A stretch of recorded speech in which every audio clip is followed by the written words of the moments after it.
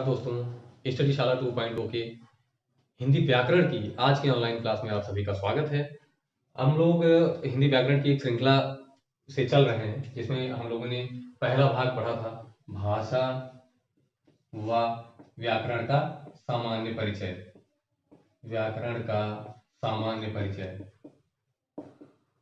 सामान्य परिचय, ये चीज हम लोग इसका एक भाग पढ़ चुके हैं।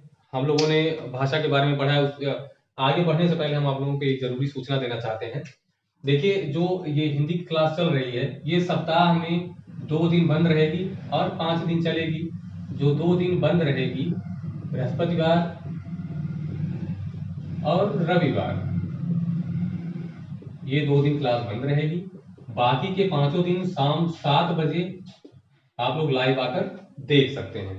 ठीक है दोस्तों, ये है आज की सूचना। इसको ध्यान में रखते हुए हम लोग आगे बढ़ते हैं। देखिए,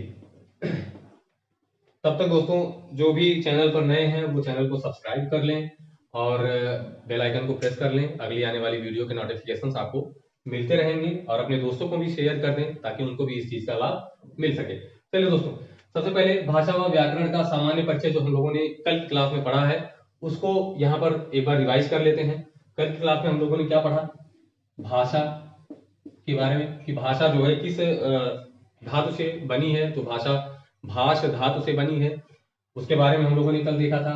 उसके बाद भाषा की परिभाषा देखी कि भाषा क्या है। भाषा विचारों के विनिमय, विचार विमर्श, विचारों के लेन देन, विचारों के आदान प्रदान का एक माध्यम है। उसके बाद हम लोगों ने भाषा की विशेषताएं पढ़ी थी कि भाषा जो है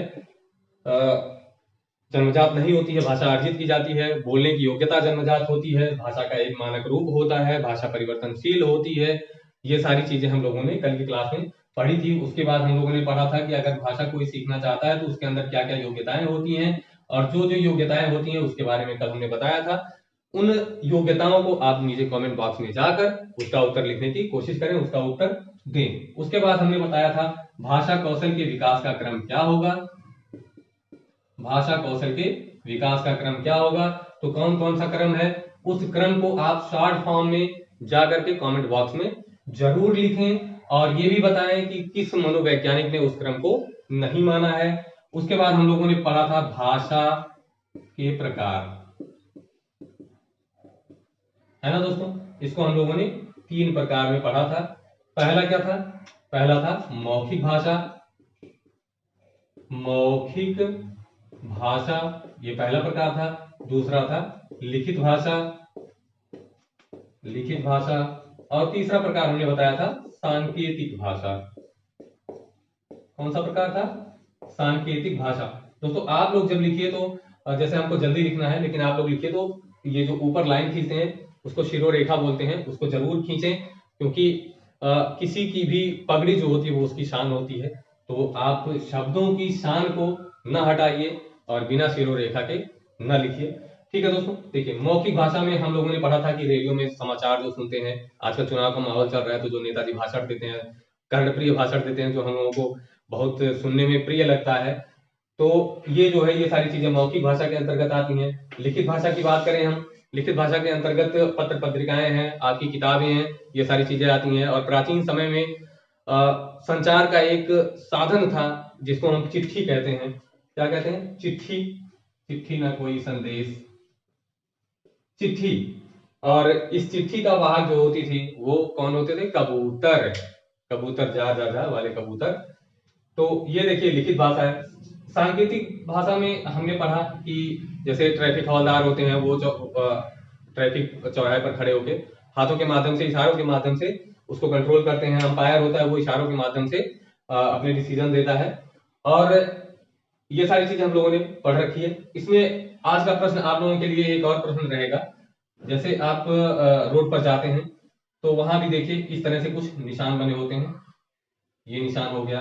आप किसी ऑफिस में जाते हैं तो वहां भी इस तरह से निशान बने रहते हैं, ऐसे है, और इस पे क्रॉस का निशान लगा रहता है। तो आप लोग बताएंगे कि ये इसमें जो भाषा प्रयोग की जाती है वो कौन सी भाषा होती है? लिखित भाषा है या मौखिक भाषा या सांकेतिक भाषा है? और दोस्तों ये भी बताइए कि जब आप कहीं जाते हैं रोड पे तो गाड़ियों के हॉर्न बजाते हैं तो वो किस भाषा के अंतर्गत आता है? लिखित भाषा के अंतर्गत आता है या फिर मौखिक भाषा के अंतर्गत आता है? ये जो हम पढ़ा रहे हैं आप लोगों को, ये किस भाषा के अंतर्गत आता है? ये हमने आपको कल की क्लास में बताया था कि ये चीज जो है लिखित और मौखिक दोनों भाषाओं की योग से क्लास चल रही है, क्योंकि जो हम लिख रहे हैं वो लिखित भाषा और जो बोल रहे हैं वो मौखिक भाषा है। तो दोस्तों ये हो गई लिखित और मौखिक भाषा। तो कल की क्लास का हम लोगों ने रिवीजन कर लिया है। अब आज की क्लास को आगे की ओर हम लोग बढ़ाते हैं। अभी तक हम लोगों ने भाषा के बारे में पढ़ा है। तो देखिए दोस्तों, भाषा एक माध्यम है, ठीक है। तो इस माध्यम से कई भाषाओं, कई जो है इसके भाग हो सकते हैं जो डिलीवर होते हैं। जैसे क्या केवल एक ही भाषा है, केवल हिंदी ही भाषा है? नहीं, अभी तक हमने हिंदी की बात नहीं की है दोस्तों, अभी तक हमने केवल भाषा की बात की है। तो देखिए भाषा के अंतर्गत हिंदी भी आती है, ठीक है दोस्तों। भाषा के अंतर्गत हिंदी भी आती है, संस्कृत भी आती है, उर्दू भी आती है, अंग्रेजी भी आती है, ठीक है दोस्तों। ये सारी भाषाएं किसके अंतर्गत आती हैं? ये सारी चीजें भाषा के अंतर्गत आती हैं, ठीक है। अब देखिए, अब हम लोग बात करेंगे हिंदी के विषय में, ठीक है दोस्तों। अब देखिए यहीं से हम लोग अपनी चर्चा आगे बढ़ाएंगे। अब जो हिंदी के बारे में, हिंदी का विकास हम लोग पढ़ने वाले हैं, उसको 3 दृष्टिकोण में बांटकर पढ़ने की कोशिश करेंगे। पहला दृष्टिकोण होगा ऐतिहासिक दृष्टिकोण, या ऐतिहासिक रूप में इतिहास में हिंदी कैसे कैसे आगे बढ़ी है। और अगला दृष्टिकोण होगा हम लोगों का राजनैतिक दृष्टिकोण होगा, कि संविधान में हमारे देश में हिंदी भाषा कहाँ कहाँ वर्णित है, उसको कौन सा दर्जा प्रदान किया गया है, राजभाषा का दर्जा प्रदान किया गया है या राष्ट्रभाषा का दर्जा प्रदान किया गया है या दोनों प्रदान किया गया है। ये राजनीतिक विकास में पढ़ेंगे। और उसके बाद हम पढ़ेंगे भौगोलिक विकास, भौगोलिक दृष्टिकोण। भौगोलिक दृष्टिकोण से पढ़ेंगे तो दोस्तों हम यही आपको बता देना चाह रहे हैं कि भौगोलिक दृष्टिकोण का मतलब ये है कि किस क्षेत्र में कहाँ कहाँ हिंदी बोली जाती है। तो इसके बारे में जब हम आपको हिंदी साहित्य पढ़ाएंगे तो वहां पर एक अलग से हिंदी भाषा, उसकी बोलियां और ये सारी चीज, उसके क्षेत्र, ये सब आपको वहां पर पढ़ाया जाएगा। तो इसको हम आज यहाँ पर छोड़ दे रहे हैं। हम 2 चीजों पे चर्चा करेंगे, एक ऐतिहासिक और एक राजनैतिक, ठीक है दोस्तों। तो हम लोग शुरू करते हैं। देखिए इसको हम मिटा दे रहे हैं ताकि थोड़ी सी जगह हो जाए, पढ़ाने में आसानी हो जाएगी। दोस्तों सेशन को शेयर, लाइक, कमेंट करते रहें। जो चैनल पर नए हैं वो चैनल को सब्सक्राइब कर लें ताकि आगे आने वाली वीडियोज आपको समय से मिलती रहें। और शाम को 7 बजे लाइव आना ना भूलें, आप लोग आके लाइव पढ़ सकते हैं। देखिए दोस्तों, ऐतिहासिक पृष्ठभूमि पर हम लोग चलते हैं। कौन सी पृष्ठभूमि या दृष्टिकोण? ऐतिहासिक दृष्टिकोण पर हम लोग चलते हैं। तो देखिए ऐतिहासिक दृष्टिकोण में अगर हम हिंदी भाषा को ही केवल लें और केवल उसी को हम थोड़े में बता दें तो ये तो नाइंसाफी हो जाएगी दोस्तों। तो हम पूरे विश्व स्तर पर चलकर वहां से बांटते हुए हिंदी तक आते हैं और ये देखते हैं कि हिंदी जैसी सुनहरी भाषा जो है, इतनी सरल भाषा, हम लोगों की संस्कृति में कैसे पड़ गई और हमारी झोली में कैसे आई, हमारे भाग्य में कैसे आई। देखिए दोस्तों, अब हम लोग देखते हैं कि विश्व में लगभग 3000 भाषाएं बोली जाती हैं। कितनी भाषाएं? लगभग 3000 भाषाएं बोली जाती हैं। तो दोस्तों ये तो बहुत बड़ा है। जैसे हमारे सामाजिक क्षेत्र में एक परिवार होता है, अगर उसमें बहुत ज्यादा सदस्य हो जाते हैं तो परिवार बहुत बड़ा हो जाता है, तो उसको क्या करते हैं, छोटे छोटे भागों में अलग कर लेते हैं। तो ठीक है, इसको भी हम भाषा परिवार के रूप में देखकर अलग कर लेते हैं। तो देखिए सबसे पहले हम बात करते हैं, भाषा परिवार हो गया हमारा, एक 3000 भाषाओं का भाषा परिवार बन गया। अब दोस्तों इस भाषा परिवार को कितने भागों में बांटा गया है? 13 भाषा परिवारों में बांट दिया गया। उन 3000 लगभग भाषाओं को 13 भाषा परिवारों में बांट दिया गया। और उन 13 भाषा परिवार हमारे लिए जरूरी नहीं है, उसमें से केवल एक भाषा परिवार है जो हमारे लिए बहुत ही जरूरी है। तो देखिए उस भाषा परिवार को हम लोग यहाँ पर पढ़ेंगे, ठीक है दोस्तों। तो वो भाषा परिवार जो है उसका नाम है भारूपीय भाषा परिवार। कौन सा भाषा परिवार? भारूपीय भाषा परिवार। तो दोस्तों देखिए यहां पर एक शब्द आया है भारूपीय। क्या आया? भारूपीय। मतलब भारत व यूरोपीय। मतलब है कि भारत में जो भाषाएं बोली जाती हैं और यूरोप और उसके आसपास में जो भाषाएं बोली जाती हैं वही भाषाएं इस भारोपीय भाषा परिवार के अंतर्गत आएंगी। अब इसको भी बांट दिया गया है, इसकी एक उपशाखा है, उसका नाम है भारतीय आर्य भाषा परिवार। भारतीय आर्य भाषा परिवार, ठीक है दोस्तों। अब देखिए, भारतीय आर्य भाषा परिवार के अंतर्गत भारत की जो प्रमुख भाषाएं हैं उनका विकास हुआ है, जैसे संस्कृत है, उसके बाद पाली, प्राकृत, अपभ्रंश और ये हिंदी। तो इसको हम लोग पढ़ते हैं। देखिए, आर्य भाषा को भी, भारतीय आर्य भाषा को भी 3 भागों में बांट दिया गया है। थोड़ा जल्दी जल्दी हम लोग चल रहे हैं। कितने भागों में बांटा गया है? 3 भागों में बांट दिया गया है। एक है प्राचीन, देखिए प्राचीन भारतीय आर्य भाषा परिवार आप यहां जोड़ लीजिएगा। दूसरा है मध्यकालीन, मध्यकालीन भारतीय आर्य भाषा परिवार, और तीसरा है आधुनिक भारतीय आर्य भाषा परिवार। ठीक है दोस्तों, आधुनिक भारतीय आर्य भाषा परिवार। अब हम देखते हैं कि इनके अंतर्गत कौन कौन सी भाषाओं का विकास हुआ है। ठीक है दोस्तों, इसमें हम देखते हैं, इसमें जो विकास हुआ है वो संस्कृत, देववाणी संस्कृत का विकास हुआ। फिर यहां से आगे बढ़ते हैं तो संस्कृत से पाली, इसके बारे में अभी हम लोग विस्तृत चर्चा करेंगे। पाली से प्राकृत, और प्राकृत से अपभ्रंश आई। ठीक है दोस्तों, नोट्स आप लोग धीरे धीरे इसी में बनाते रहिएगा, लेकिन ज्यादा ध्यान समझने पर लगाइएगा। नोट्स तो आप समझने के बाद खुद से भी बना सकते हैं। अपभ्रंश के बाद हमारी आई राजभाषा, हमारी मातृभाषा हिंदी। ठीक है दोस्तों, तो ये संस्कृत जो है ये प्राचीन भारतीय आर्य भाषा के अंतर्गत आई। पाली, प्राकृत, अपभ्रंश जो है ये मध्यकालीन भारतीय आर्य भाषा के अंतर्गत आई, और हिंदी जो है वो आधुनिक भारतीय आर्य भाषा के अंतर्गत आई। अगर आपसे प्रश्न पूछा जाता है कि तीसरी मध्यकालीन भारतीय आर्य भाषा परिवार, भारतीय आर्य भाषा कौन सी थी, तो आप कौन सा लगाएंगे? मध्यकालीन पूछा है तो मध्यकालीन में आएंगे। तीसरी पूछा है तो 1, 2, 3 कौन सा उत्तर सही लगाएंगे? अपभ्रंश। ठीक है, तो ये ध्यान में रखिएगा कि इस तरह के प्रश्न अगर आते हैं तो आप उसको सही करने में सक्षम हो जाए। ठीक है दोस्तों, ये तो हमने भाषा परिवार के रूप में बांट दिया। अब आगे चलते हैं हम लोग कि अब केवल भाषाओं के विकास को हम लोग देखते हैं कि भाषा कैसे कैसे आगे बढ़ी। संस्कृत से पाली कैसे हुई, पाली से प्राकृत कैसे हुई, और प्राकृत से अपभ्रंश कैसे हुई। उसके बाद जो है अपभ्रंश को भी कुछ भागों में बांटा गया, और उसमें बांटकर तब जाके एक भाग से हिंदी बनी। ठीक है दोस्तों, तो चलिए हम सबसे पहले कहां से शुरू करेंगे? देववाणी संस्कृत से, देववाणी संस्कृत से शुरू करेंगे दोस्तों। तो देखिए, संस्कृत ही क्या है?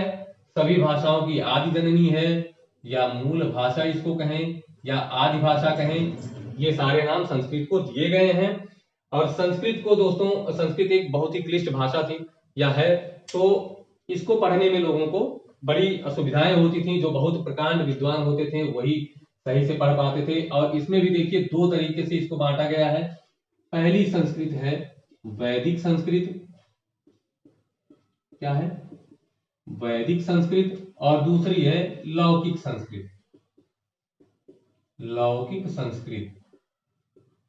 अब देखिए दोस्तों, वैदिक संस्कृत का मतलब यह है कि जिसमें वेदों की रचना हुई है, जैसा कि वेद धनिक। वैदिक मतलब वेदों की रचना हुई है, और उसके साथ साथ वेदों से संबंध रखने वाले और अन्य ग्रंथों की जो रचना हुई है वो वैदिक संस्कृत के अंतर्गत हुई है। और लौकिक संस्कृत, लौकिक का मतलब देख ही रहे हैं आप, जिसको कुछ सामान्य लोग भी प्रयोग में ला सकते थे। जो आम जनमानस में तो ये भाषा बहुत प्रचलित नहीं हो पाई, क्योंकि बहुत ही क्लिष्ट थी। तो देखिए दोस्तों, अब क्लिष्टता की वजह से आम जनमानस में ये भाषा बहुत प्रयोग में नहीं लाई जा सकी। तो इसके बाद एक भाषा आई पाली। ठीक है दोस्तों, फिर पाली के बाद आई प्राकृत। अभी हमने क्रम आपको बताया था। प्राकृत के बाद, इसके बारे में हम लोग पढ़ रहे हैं, अभी पढ़ेंगे इसको। अपभ्रंश आई, हम बार बार बता रहे हैं ताकि आपको याद हो जाए, आपको रटना ना पड़े। और अपभ्रंश के बाद आई हमारी हिंदी। ठीक है दोस्तों, चलिए अब हम लोग सबसे पहले पढ़ते हैं वैदिक संस्कृत के बारे में। अब देखिए, वैदिक संस्कृत हमने बताया कि वेदों की रचनाएं हुई। तो इसमें देखिए केवल वेद नहीं, और इसमें 4 चीजों को हम पढ़ेंगे जिनकी रचनाओं के बारे में पढ़ेंगे। पहली है संहिता, संहिता मतलब वही चारों वेद, और चारों वेद के नाम आपको याद होंगे, ऋग्वेद, सामवेद, यजुर्वेद, अथर्ववेद। तो वेदों की संख्या कितनी है? 4 है। उसके बाद रचना हुई ब्राह्मण ग्रंथ। ये इतिहास में आपको पढ़ना है, वैदिक काल जब पढ़ेंगे, और ये आपका जीके की दृष्टिकोण से भी ये चीजें बहुत ही महत्वपूर्ण है। ब्राह्मण ग्रंथ 6 हैं। ब्राह्मण ग्रंथ होता क्या है? ये जो वेद लिखे गए हैं, वेदों को वेदों में जो ऋचाएं लिखी गई हैं उसमें उसकी लाइन खत्म हो जाती है लेकिन उसके शब्द खत्म नहीं होते हैं। तो इसकी क्लिष्टता का अंदाजा ऐसे ही लगाया जा सकता है। इन्हीं शब्दों के वर्णन के लिए, उनका अर्थ बताने के लिए, एक तरीके से कहिए जब किसी भाषा की डिक्शनरी होती है, वो डिक्शनरी जो है ब्राह्मण ग्रंथ है। हर वेद के अपने अपने ब्राह्मण ग्रंथ हैं, जैसे कौशिकी, ऐतरेय, शतपथ और पंचविंश, इस तरह से करके 6 ब्राह्मण ग्रंथ हैं। आप इतिहास में उनको पढ़ेंगे। ठीक है दोस्तों। उसके बाद रचना हुई उपनिषद की। उपनिषद का अर्थ आप लोगों को पता होना चाहिए कि समीप बैठकर पढ़ना। उपनिषदों की संख्या 108 और 13 जो है मान्यता प्राप्त इसमें माने गए हैं। ठीक है दोस्तों। उपनिषद तो ध्यान रखिएगा उपनिषद का अर्थ क्या होता है। और उसके बाद लिखे गए आरण्यक। आरण्यक, इसका देखिए, आरण्यक का मतलब होता है अरण्य से होता है ना, और अरण्य, अरण्य का मतलब क्या होता है? जंगल। इसका मतलब जो आरण्यक लिखे गए होंगे वो कहाँ लिखे गए होंगे? जंगल में लिखे गए होंगे। जंगल में रहकर उनको लिखा गया। और किस भाषा में लिखे गए? वैदिक संस्कृत में लिखे गए। ठीक है दोस्तों। अगर आप चाहें तो ब्राह्मण ग्रंथों का नाम हम आपको दे सकते हैं, और यहाँ पे इसकी जरूरत तो है नहीं, फिलहाल हम बता दे रहे हैं। कौशिकी, ऐतरेय, शतपथ, तैत्तिरीय, पंचविंश और गोपथ, ये 6 आपके ब्राह्मण ग्रंथ हैं। उसमें चारों वेदों में बटे हुए हैं। एक प्रश्न आपको हम यहां पर दे रहे हैं कि सत्यमेव जयते, ये पूछा भी जा सकता है। सत्यमेव जयते पूछा भी गया, कहां से लिया गया है? ठीक है, ये आपको कमेंट बॉक्स में बताना है। ठीक है दोस्तों। अब देखिए, अब हम आते हैं लौकिक संस्कृत की तरफ। लौकिक संस्कृत में कौन कौन से ग्रंथ लिखे गए, थोड़ा सा ये देख लेते हैं।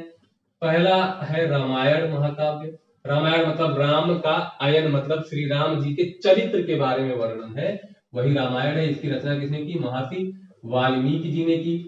ठीक है, महर्षि वाल्मीकि जी ने रामायण की रचना की।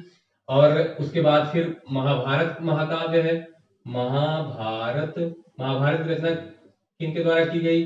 महर्षि वेद व्यास के द्वारा की गई। ठीक है दोस्तों। यहीं पे एक और बहुत ही चर्चित व्याकरण है महर्षि पाणिनि, और उनकी एक पुस्तक है, ग्रंथ है अष्टाध्यायी। क्या है? अष्टाध्यायी मतलब 8 अध्यायों वाली, अष्ट अध्यायी मतलब 8 अध्यायों वाली जो पुस्तक है उसे कहा जाएगा अष्टाध्यायी। और अष्टाध्यायी की रचना किसने की? महर्षि पाणिनि जी ने की। ठीक है दोस्तों। महर्षि पाणिनि जी का नाम आने से एक चीज और याद आ गया कि ये जो वैदिक संस्कृत है इसको महर्षि पाणिनि जी ने छांदस का नाम दिया है। क्या नाम दिया है? छांदस। और इन्होंने इसे छांदस क्यों कहा? क्योंकि जो वेदों की रचना हुई है वो छंदों में हुई है, गाने की मंत्रों में हुई है। केवल एक वेद को छोड़कर, यजुर्वेद, वो गायन और गद्य और पद्य दोनों में लिखा गया है। बाकी जो है वो छंद में लिखे गए हैं। गाने का वेद है, मतलब ये गाकर सुनाए जाते हैं, गाकर पढ़े जाते हैं, इसीलिए इनको उन छंदों की भाषा जो है उसे महर्षि पाणिनि ने छांदस कहा है। और वो छांदस कौन है? वैदिक संस्कृत है। तो महर्षि पाणिनि ने इसे क्या कहा है? छांदस। ठीक है दोस्तों। सॉरी, किसने कहा है? महर्षि पाणिनि। महर्षि पाणिनि ने वैदिक संस्कृत को छांदस कहा है। और यहाँ पे देखिए पुराणों की भी रचना हुई, किस भाषा में हुई? लौकिक संस्कृत में हुई। ठीक है दोस्तों, इतनी चीजें ध्यान में रखिएगा। अब देखिए यहाँ पर कुछ अन्य तथ्य हम जोड़ देना चाह रहे हैं इसमें। रामायण जो है 7 भागों में बटा हुआ है, और रामायण के भाग को हम कांड कहते हैं, जैसे सुंदरकांड और ये सब कांड है, बालकांड, सुंदरकांड, ये सब आप पढ़ेंगे। जब साहित्य पढ़ाएंगे तो उसमें रामायण के बारे में हम चर्चा करेंगे और रामायण के बारे में पढ़ाएंगे भी। उसी तरह महाभारत है। महाभारत जो है ये 18 भागों में बटा है, और इसके भागों को पर्व कहा जाता है। ठीक है दोस्तों। और अष्टाध्यायी का नाम से ही स्पष्ट है कि 8 अध्यायों वाली है, तो मतलब इसके भाग को क्या कहा जाएगा? अध्याय कहा जाएगा। और पुराणों की संख्या भी जान लीजिए, पुराणों की संख्या है 18। ठीक है दोस्तों, इतना हम लोगों ने यहाँ से सीख लिया। अब लौकिक संस्कृत भी उतनी आसान नहीं थी, वो भी क्लिष्ट ही थी, इसलिए यहाँ से परिवर्तित होके अगली भाषा हमारे समाज में आई, जिसको हम लोग पाली कहते हैं। ये आम जनमानस में बहुत लोकप्रिय हुई, क्योंकि ये जो है इन सबके कठिनता के स्तर के हिसाब से आसान थी, और इसका प्रयोग जो हुआ वो बौद्ध धर्म में से शुरू हुआ। कौन सा धर्म? बौद्ध धर्म। बौद्ध धर्म के ज्यादातर ग्रंथ जो हैं वो पाली भाषा में लिखे गए। बौद्ध धर्म के प्रवर्तक कौन? महात्मा बुद्ध। ठीक है दोस्तों, अब देखिए बौद्ध धर्म के कुछ ग्रंथों को हम लोग देख लेते हैं। बौद्ध धर्म में जो बौद्ध धर्म का जो सबसे बड़ा ग्रंथ है उसको हम लोग कहते हैं त्रिपिटक। एक तरीके से समझिए कि ये बौद्ध धर्म का गूगल है, त्रिपिटक। आप इसमें बौद्ध धर्म के बारे में सारी जानकारी पा सकते हैं। और त्रिपिटक में त्रिपिटक से ही आपको पता चल रहा है कि 3 पिटारे हैं इसमें, तो विनय पिटक, सुत्त पिटक और अभिधम्म पिटक। और एक और ग्रंथ का नाम ले रहे हैं जातक कथा। जातक कथा, ये सारे ग्रंथ किस भाषा में लिखे गए? पाली भाषा में लिखे गए। दोस्तों आगे चलते हैं हम लोग। देखिए अब पाली भाषा से हम लोग बढ़ते हैं, हमारी भाषा अगले रूप में आई प्राकृत भाषा में। ठीक है, तो प्राकृत भाषा जैसे पाली भाषा बौद्ध धर्मानुयायियों की थी, वैसे ही ये जैन धर्म के अनुयायियों की भाषा बनी। कौन सी? प्राकृत भाषा। और ये भी आम लोगों में बहुत लोकप्रिय हुई। और देखिए जैन धर्म की बात आई तो हम बता दे रहे हैं कि जैन धर्म में जो प्रवर्तक थे उनको तीर्थंकर कहा जाता था। जैन धर्म के पहले तीर्थंकर संस्थापक ऋषभ देव जी थे। उसके बाद 23वें तीर्थंकर पार्श्वनाथ और 24वें तीर्थंकर महावीर स्वामी। ठीक है दोस्तों, अब देखिए इसका जो ग्रंथ है उसको हम कहते हैं जैन आगम। क्या कहते हैं? जैन आगम। और ये किस भाषा में लिखा गया? प्राकृत भाषा में। ये जो जैन आगम है ये जैन धर्म का इंसाइक्लोपीडिया कहा जाता है। क्या कहा जाता है? इंसाइक्लोपीडिया। मतलब आप जैन धर्म के बारे में कुछ भी जानना चाहे तो जैन आगम उठाकर पढ़ें तो उसमें सारी चीजें मिल जाती हैं। इसमें अंग उपांग अन्य चीजों में बटा हुआ है जैन आगम। ठीक है दोस्तों, ये आपकी होगी प्राकृत। अब देखिए प्राकृत भाषा, देखिए कोई भी चीज हो उसको अगर तोड़ा मरोड़ा जाएगा तो उसमें क्या पड़ जाएंगे? भ्रंश पड़ जाएंगे, दरारें पड़ जाएंगी। वैसे ही प्राकृत भाषा के शब्दों को तोड़ना मरोड़ना शुरू किया गया तो वो तब जाके बना अपभ्रंश। क्या बना? अपभ्रंश बना दोस्तों। अब देखिए जैसे आपने गांव समाज में ही देखिए कि किसी का नाम थोड़ा सा क्लिष्ट होता है तो लोग उसको सीधा सीधा एकदम कर देते हैं। अपनी जिह्वा को आराम देने के लिए वो शब्दों को तोड़ मरोड़ देते हैं। जैसे अगर हम बात करें जनेश्वर, तो लोग गांव में क्या कहने लगते हैं, या आसानी के लिए जनेसर जनेसर बुलाने लगते हैं। ठीक है दोस्तों, तो ये जो है अब वो जब रूप परिवर्तित हुआ प्राकृत का तो क्या बना? अपभ्रंश बना। ठीक है दोस्तों, अब अपभ्रंश के बारे में हम लोग थोड़ा सा जान लेते हैं। अपभ्रंश के शब्दों के प्रयोग का अगर वास्तविक संदर्भ देखा जाए, वास्तविक संदर्भ है तो वो आपको मिलेगा नाट्य शास्त्र में। नाट्य शास्त्र। दोस्तों ये प्रश्न भी पूछा जा चुका है कि नाट्य शास्त्र की रचना किसने की है? तो अपभ्रंश के संदर्भ में देखा जाए अगर वास्तविक कोई ग्रंथ है जहां पर अपभ्रंश के शब्दों का प्रयोग किया गया तो वो कौन सा है? नाट्य शास्त्र। और इसके रचनाकार कौन है? भरत मुनि। ये आप लोग याद रखिएगा दोस्तों, ये प्रश्न कई बार पूछा भी गया है। जो संस्कृत पढ़ेंगे सुपर टेट और अन्य परीक्षाओं में, टेट में जो संस्कृत विषय लेते हैं उनमें ये प्रश्न कई बार आ चुका है और पूछा भी जा सकता है भविष्य में कि नाट्य शास्त्र के रचनाकार कौन है? तो नाट्य शास्त्र के रचनाकार कौन है? भरत मुनि है। ठीक है दोस्तों, अब यहाँ पर एक लोक की और हम चर्चा करना चाहेंगे, एक ग्रंथ जिसका नाम है पौमचर्यु। पौमचर्यु। अब इसके रचनाकार जो हैं वो हैं स्वयंभू। स्वयंभू का मतलब जानते हैं क्या होता है? स्वयंभू अगर एक वाक्य में चलेंगे आप लोग तो स्वयंभू का मतलब होता है जो स्वयं उत्पन्न हुआ हो उसे कहते हैं स्वयंभू। ठीक है, स्वयंभू। तो ये आपके वाक्यांश के लिए एक शब्द में ये पूछा जा सकता है, तो इसको ध्यान में रखिएगा। स्वयंभू मतलब स्वयं से उत्पन्न होगा। पौमचर्यु का अर्थ होता है राम कथा। राम कथा। अब देखिए एक राम कथा इन्होंने लिखी, स्वयंभू ने अपभ्रंश भाषा में बहुचर्यु, और एक रामायण जो है वाल्मीकि ने लिखी राम कथा लौकिक संस्कृत में। तो देखिए दोस्तों, ये रचना करने के कारण स्वयंभू को अपभ्रंश का वाल्मीकि कहा जाने लगा। अपभ्रंश का वाल्मीकि किसे कहा गया? स्वयंभू को। ये प्रश्न आप लोग याद रखिएगा। अपभ्रंश का वाल्मीकि किसे कहा जाता है? स्वयंभू को कहा जाता है। ठीक है दोस्तों, अब हम चलते हैं अगली भाषा पर। अपभ्रंश से विकास हुआ हिंदी का, ठीक है, लेकिन अपभ्रंश कई भागों में बटा था। ठीक है, 5 भागों में बटा था, जिसमें से एक भाग था शौरसेनी अपभ्रंश। तो उसी शौरसेनी अपभ्रंश से हिंदी का विकास हुआ। हम आपको एक बार अपभ्रंश के बारे में थोड़ा सा बता दे रहे हैं कि कैसे कैसे अपभ्रंश के 5 भाग कौन कौन से हैं और किस भाग से हिंदी भाषा प्रभाव में आई, किस भाग से हिंदी भाषा हम लोगों के पास आई। ठीक है दोस्तों, और सेशन को लाइक शेयर कमेंट करते रहे। अगर आपको समझ में आ रहा है, वीडियो अच्छी लग रही है, तो आप लोग एक बार थम्स अप कर दें। चलिए दोस्तों, आगे चलते हैं। अब हम लोग देखते हैं अपभ्रंश के भाग। अपभ्रंश किन भागों में बटी थी और उसमें से किस भाग से हमारे हिंदी की उत्पत्ति हुई। ठीक है, तो अपभ्रंश जो है ये 5 भागों में बटी थी। अब इन 5 भागों के नाम आपको याद करने की जरूरत नहीं है, फिलहाल हम जानकारी के लिए आपको बता दे रहे हैं। आपको अपभ्रंश के बाद शौरसेनी अपभ्रंश को याद रखना है। एक है मागधी अपभ्रंश, दूसरा है अर्धमागधी अपभ्रंश,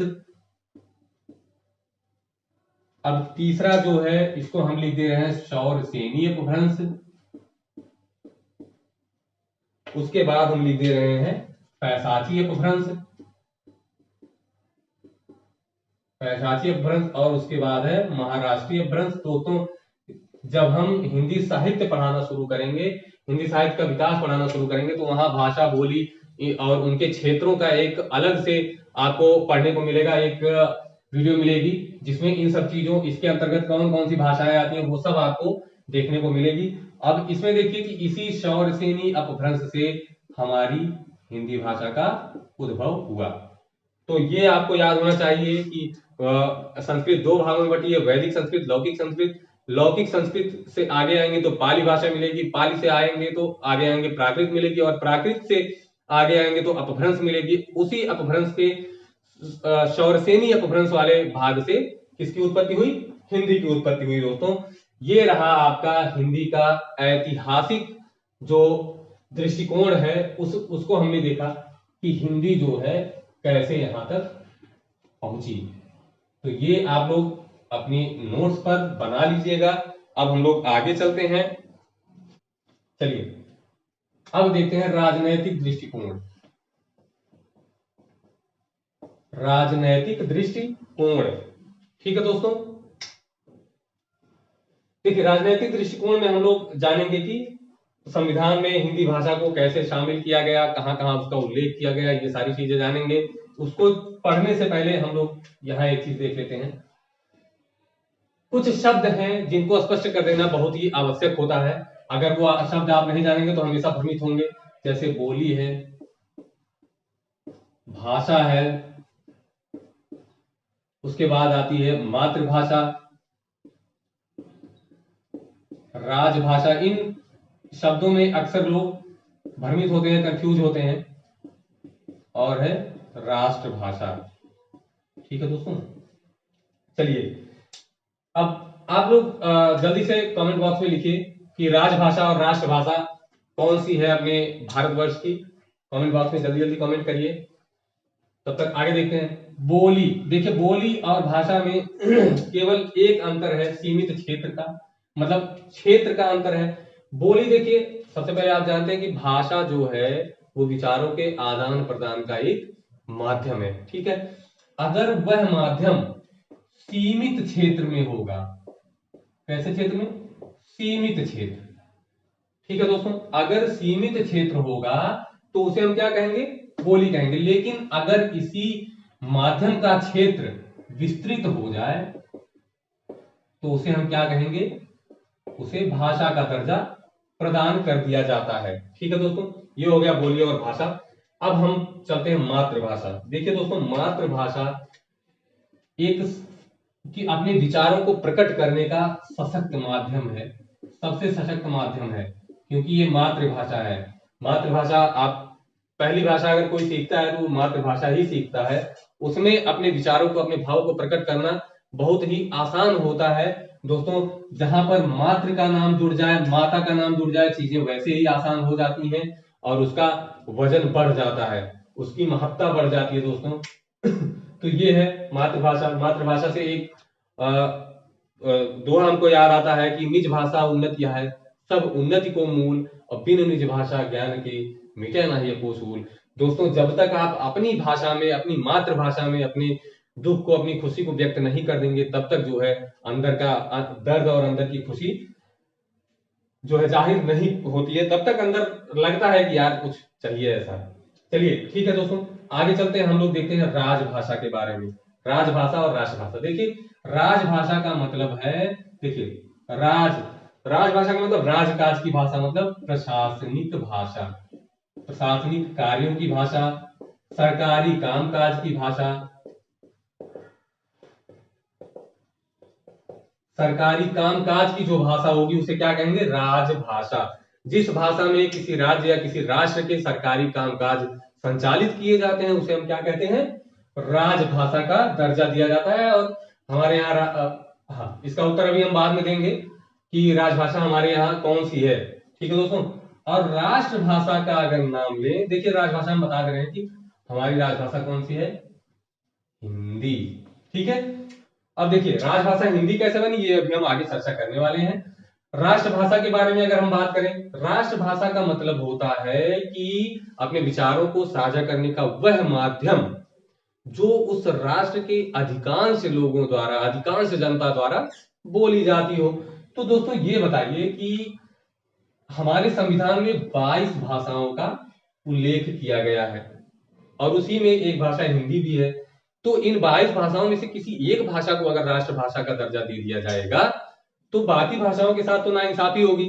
और यहाँ हमारे यहाँ हिंदी जो बोली जाती है वो सबसे ज्यादा मात्रा में, लगभग 37% के आसपास लोगों द्वारा बोली जाती है। 37% तो उतना ज्यादा नहीं है कि इसे राजभाषा का दर्जा दिया जा सके, इसलिए हिंदी को सम्मान देने के लिए इसे राजभाषा के रूप में दर्जा दिया गया। तो दोस्तों, राष्ट्रभाषा आप समझ गए कि हमारे देश में कोई राष्ट्रभाषा नहीं है, राजभाषा हिंदी को माना गया है, हिंदी को दर्जा दिया गया है। वो अभी आपको बताएंगे कि संविधान में कहां कहां इसका वर्णन है। तो आइए हम लोग अपने संविधान की तरफ बढ़ते हैं और उसमें देखते हैं कि हिंदी के बारे में कहां कहां वर्णन किया गया है और कब जो है हिंदी को राजभाषा बनाई गई। सबसे पहले हम राजभाषा का थोड़ा सा इतिहास जान लेते हैं दोस्तों, कि राजभाषा जो है, हम थोड़ा सा इतिहास में चलेंगे, वहां से चलते हुए आएंगे, उसके बाद जाके राजनीतिक दृष्टिकोण पर आएंगे और संविधान में देखेंगे। देखिए दोस्तों, जब साम्राज्य का विस्तार हुआ, एक बहुत बड़ा साम्राज्य हुआ, तो हम उसको लेके चलते हैं अशोक के काल से। सम्राट अशोक, यहीं से जो है राजभाषा प्रभाव में आती है। अशोक, आपको पता है कि ये बौद्ध धर्म के अनुयायी थे, बौद्ध धर्म को मानने वाले थे। तो बौद्ध धर्म की भाषा जानते ही हैं, पाली भाषा थी। तो उस समय राजभाषा जो थी वो पाली थी। पाली से फिर हिंदी मिश्रित संस्कृत कुछ समय तक रही, हिंदी मिश्रित संस्कृत। ठीक है दोस्तों, अब इसके बाद जो है हिंदी जो है, देखिए यहीं से आपको पता चल गया होगा कि हिंदी की ओर थोड़ा थोड़ा बढ़े हैं। यहीं से जो हिंदी थी ये जो है राजभाषा के रूप में आई और ये रही मोहम्मद गोरी के समय से, गोरी के काल से अकबर के काल में कुछ समय तक हिंदी राजभाषा रही। लेकिन कुछ समय बाद अकबर के एक मंत्री थे टोडरमल, जब आप इतिहास पढ़ेंगे तो उनका नाम पढ़ेंगे। टोडरमल ने आदेश जारी किया कि फारसी को राजभाषा का दर्जा प्रदान किया जाए। तो ये किसने किया, टोडरमल ने। और फारसी जो है 1833 तक हमारे देश की राजभाषा बनी रही। ईस्ट इंडिया कंपनी आई और ईस्ट इंडिया कंपनी भी 1833 तक इसी को, फारसी भाषा को ही राजभाषा का दर्जा प्रदान की हुई रही। तो देखिए, किसी भी भाषा को अचानक से बदल लेना ये जो है इतना आसान नहीं होता है, क्योंकि उसी में सारे सरकारी कामकाज चल रहे होते हैं। तो राजभाषा को तुरंत बदल पाना इतना आसान नहीं होता है दोस्तों। इसीलिए ईस्ट इंडिया कंपनी ने 1833 तक इसी भाषा को अपनी राजभाषा माने रखा। आगे देखिए, अब फारसी के बाद जाके अंग्रेजी जो है वो राजभाषा का दर्जा प्राप्त की। अब ये किसके प्रयासों से प्राप्त की? तो आपने सुना होगा लॉर्ड मैकाले, शिक्षा के क्षेत्र में इनका बहुत बड़ा योगदान रहा है। लॉर्ड मैकाले के प्रयास से अंग्रेजी जो है राजभाषा का दर्जा प्रदान की। इसके बाद दोस्तों आती है हमारी हिंदी। अब जो है, जब हमारा देश आजाद हुआ, हमारा संविधान बन रहा था, उसी समय हमारी हिंदी भाषा को राजभाषा का दर्जा प्रदान हुआ। दोस्तों, जब देखिए संविधान सभा चल रही थी तो उसी के एक सदस्य थे गोपाल स्वामी आयंगर। कौन थे? गोपाल स्वामी आयंगर। देखिए दोस्तों, इन्होंने संविधान सभा में प्रस्ताव रखा कि हिंदी राजभाषा होनी चाहिए। अगर ये प्रश्न आता है कि संविधान सभा में हिंदी को राजभाषा बनाने का प्रस्ताव किसने रखा, तो उसका उत्तर होगा गोपाल स्वामी आयंगर। ये प्रश्न आप याद रखेंगे, पूछा भी जा सकता है। अब देखिए, 14 सितंबर 1949 को हिंदी का नाम राजभाषा के रूप में संविधान में दर्ज किया गया। इसीलिए दोस्तों, इस 14 सितंबर को हम लोग राष्ट्रीय हिंदी दिवस के रूप में मनाते हैं। राष्ट्रीय हिंदी दिवस, ठीक है दोस्तों, राष्ट्रीय हिंदी दिवस के रूप में मनाते हैं। राजभाषा बनी हिंदी कब? 14 सितंबर 1949 को हिंदी हमारी राजभाषा बनी। ठीक है दोस्तों, तो अगर आप ये सब नहीं याद करना चाहते तो कोई बात नहीं, लेकिन इतना याद रखें कि 14 सितंबर 1949 को संविधान में हिंदी को राजभाषा का दर्जा दिया गया। इसीलिए 14 सितंबर को हम लोग राष्ट्रीय हिंदी दिवस मनाते हैं। बहुत ही बार पूछा जाने वाला प्रश्न है कि राष्ट्रीय हिंदी दिवस कब मनाया जाता है। यहाँ पर आपके लिए एक प्रश्न और आता है, वो आप कमेंट बॉक्स में उसका उत्तर देंगे कि अंतरराष्ट्रीय हिंदी दिवस कब मनाया जाता है। अंतरराष्ट्रीय हिंदी दिवस कब मनाया जाता है, ये उत्तर आप लोग कमेंट बॉक्स में देंगे। उसके बाद अगली वीडियो में इसके बारे में हम लोग थोड़ी बहुत चर्चा करेंगे। अब दोस्तों आते हैं, ये आप नोट कर सकते हैं।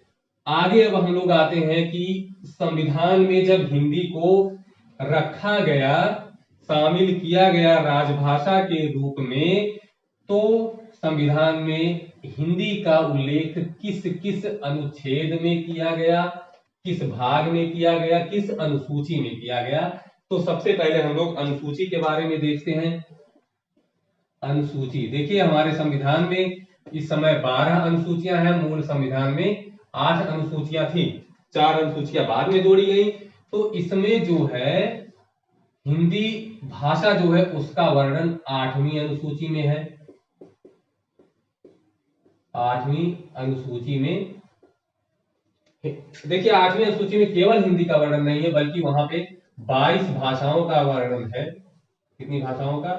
22 भाषाओं का वर्णन है, जिसमें से एक भाषा हिंदी है। मूल संविधान में वहां पर केवल 14 भाषाओं का वर्णन था। उसके बाद में 8 भाषाएं धीरे धीरे बाद में जोड़ी गई। इस समय संविधान में कुल 22 भाषाओं का उल्लेख किया गया है। उसके बाद हम लोग आते हैं, संविधान में 22 भाग हैं। इसमें से भाग संख्या 17 में अनुच्छेद, देखिए 17 में अनुच्छेद 343 से 351 तक, ठीक है दोस्तों, अनुच्छेद 343 से 351 तक हिंदी भाषा को राजभाषा के रूप में वर्णित किया गया है। ठीक है, अगर पूछा जाए कि संविधान के किस भाग में हिंदी को राजभाषा के रूप में वर्णित किया गया है या हिंदी का उल्लेख किया गया है, तो भाग 17 में किया गया है।